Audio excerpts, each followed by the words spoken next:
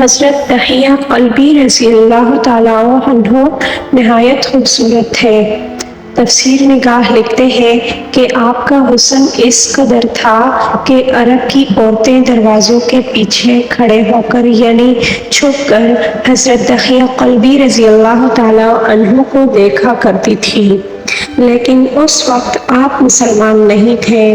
ایک دن سرور کونین تاجدار مدینہ حضرت محمد مصطفیٰ صلی اللہ علیہ وآلہ وسلم کی نظر حضرت دحیہ قلبی پر پڑی۔ آپ نے حضرت دحیہ قلبی کے چہرے کو دیکھا کہ اتنا حسین نوجوان ہے۔ آپ نے رات کو اللہ تعالیٰ کی بارگاہ میں دعا مانگی، یا اللہ اتنا خوبصورت نوجوان بنایا ہے، اس کے دل میں اسلام کی محبت ڈال دے، اسے مسلمان کر دے، اتنے حسین نوجوان کو جہنم سے بچا لے۔ رات کو آپ نے دعا فرمائی، صبح حضرت دحیہ قلبی رضی اللہ تعالیٰ عنہ آپ صلی اللہ علیہ وآلہ وسلم کی خدمت میں حاضر ہو گئے۔ حضرت دحیہ قلبی رضی اللہ تعالیٰ عنہ کہنے لگے، اے اللہ کے رسول، بتائیے آپ کیا احکام لے کر آئے ہیں؟ آپ صلی اللہ علیہ وآلہ وسلم نے فرمایا، میں اللہ کا رسول ہوں اور اللہ واحد ہے، اس کا کوئی شریک نہیں۔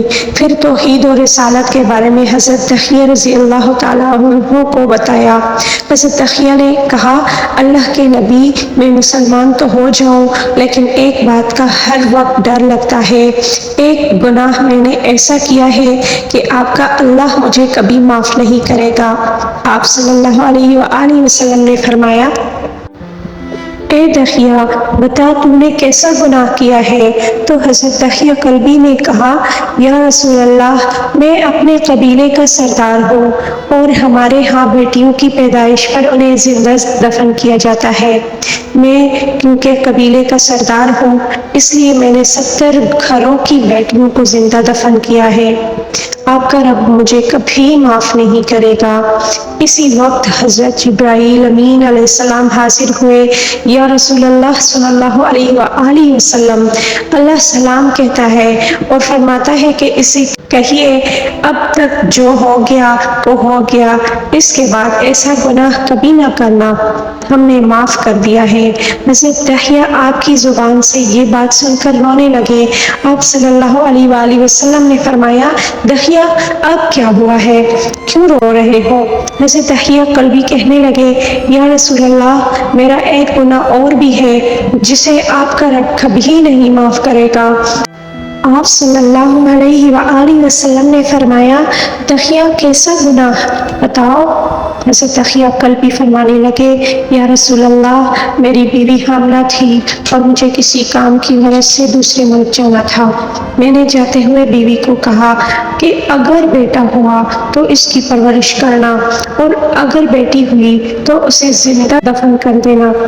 حضرت دحیہ روتے جا رہے ہیں اور واقعہ سناتے جا رہے ہیں، میں واپس بہت عرصہ بعد گھر آیا تو میں نے دروازے پر دستک دی، اتنے میں ایک چھوٹی سی بچی نے دروازہ کھولا اور پوچھا، کون؟ میں نے کہا، تم کون ہو؟ تو وہ بچی بولی، میں اس گھر کے مالک کی بیٹی ہوں۔ آپ کون ہیں؟ دحیہ فرمانے لگے، یا رسول اللہ صلی اللہ علیہ وآلہ وسلم، میرے منہ سے نکل گیا، اگر تم بیٹی ہو اس گھر کے مالک کی تو میں مالک ہوں اس گھر کا۔ یا رسول اللہ، میرے منہ سے یہ بات نکلنے کی دیر تھی کہ چھوٹی سی اس بچی نے ٹانگوں سے مجھے پکڑ لیا اور بولنے لگی، بابا بابا بابا بابا، آپ کہاں چلے گئے تھے؟ بابا، میں اسی دن سے آپ کا انتظار کر رہی ہوں۔ حضرت دحیہ قلبی روتے جا رہے ہیں اور فرماتے جا رہے ہیں، اے اللہ کے نبی، میں نے بیٹی کو دھکا دیا اور جا کر بیوی سے پوچھا، یہ بچی کون ہے؟ بیوی رونے لگ گئی اور کہنے لگی، دحیہ یہ تمہاری بیٹی ہے۔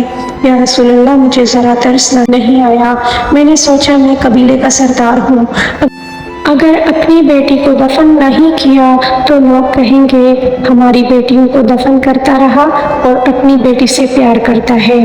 حضرت دحیہ کی آنکھوں سے اشار و قطار نکلنے لگے۔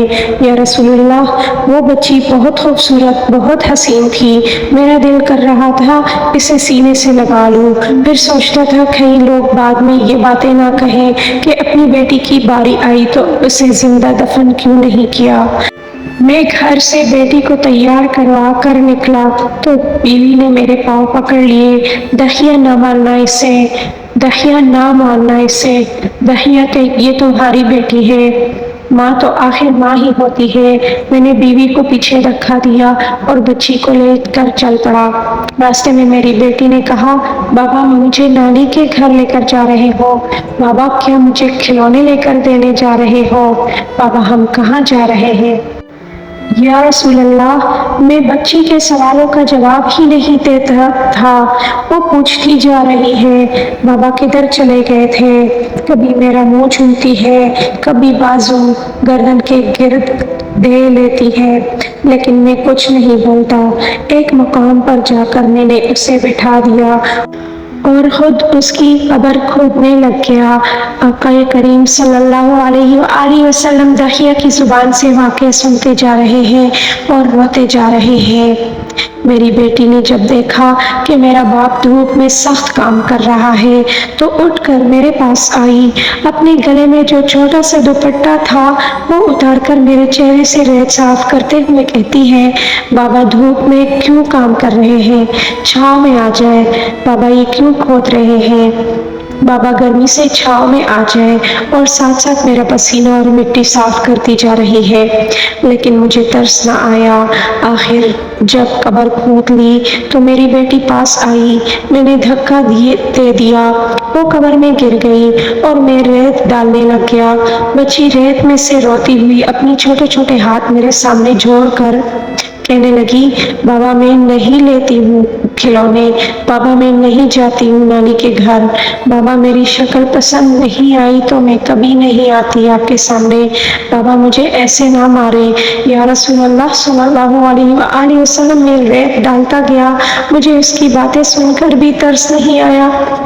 میری بیٹی پر جب مٹی مکمل ہو گئی اور اس کا سر رہ گیا تو میری بیٹی نے میری طرف سے توجہ ختم کی اور بولی، اے میرے مالک، میں نے سنا ہے تیرا ایک نبی آئے گا جو بیٹیوں کو عزت دے گا، جو بیٹیوں کی عزت بچائے گا۔ اے اللہ وہ نبی بھیج دے، بیٹیاں مر رہی ہیں۔ پھر میں نے اسے ریت میں دفنا دیا۔ حضرت دحیہ کلبی رضی اللہ تعالیٰ عنہ واقعہ سناتے ہوئے انتہا روئے۔ یہ واقعہ جب بتا دیا تو دیکھا آپ صلی اللہ علیہ وآلہ وسلم اتنا رو رہے ہیں کہ آپ صلی اللہ علیہ وسلم کی داڑھی مبارک آنسوؤں سے گیلی ہو گئی۔ آپ صلی اللہ علیہ وآلہ وسلم نے فرمایا، دحیہ ذرا پھر سے اپنی بیٹی کا واقعہ سناؤ، اس بیٹی کا واقعہ جو مجھ محمد کے انتظار میں دنیا سے چلی گئی۔ آپ صلی اللہ علیہ وآلہ وسلم 3 دفعہ یہ واقعہ سنا اور اتنا روئے کہ آپ کو دیکھ کر صحابہ کرام رضی اللہ تعالیٰ عنہ رونے لگ گئے اور کہنے لگے، اے دحیہ کیوں رلاتا ہے ہمارے آقا کو، ہم سے برداشت نہیں ہو رہا۔ آپ صلی اللہ علیہ وآلہ وسلم نے حضرت دحیہ سے 3 بار واقعہ سنا تو حضرت دحیہ رضی اللہ تعالیٰ عنہ کی رو رو کر کوئی حالت نہ رہی۔ اتنے میں حضرت جبرائیل امین علیہ السلام حاضر ہوئے اور فرمایا، یا رسول اللہ صلی اللہ علیہ وآلہ وسلم، اللہ تعالیٰ سلام کہتا ہے اور فرماتا ہے، اے محبوب صلی اللہ علیہ وآلہ وسلم، دحیہ کو کہہ دے وہ اس وقت تھا جب اس نے اللہ اور آپ صلی اللہ علیہ وآلہ وسلم کو نہیں مانا تھا، اب مجھ کو اور آپ کو اس نے مان لیا ہے تو دحیہ کا یہ گناہ بھی ہم نے معاف کر دیا ہے۔ اس کے بعد آپ صلی اللہ علیہ وآلہ وسلم نے فرمایا، جس نے 2 بیٹیوں کی کفالت کی، انہیں بڑا کیا، ان کے فرائض ادا کیے، وہ قیامت کے دن میرے ساتھ اس طرح ہوگا جس طرح شہادت کی اور 7 والی انگلی آپس میں ہے۔ جس نے 2 بیٹیوں کی پرورش کی اس کی یہ اہمیت ہے، تو جس نے 3 یا 4 یا 5 بیٹیوں کی پرورش کی اس کی کیا اہمیت ہوگی۔ بیٹیوں کی پیدائش پر گھبرایا نہ کریں، انہیں والدین پر بڑا مان ہوتا ہے اور یہ بیٹیاں اللہ تعالیٰ کی خاص رحمت ہوتی ہے۔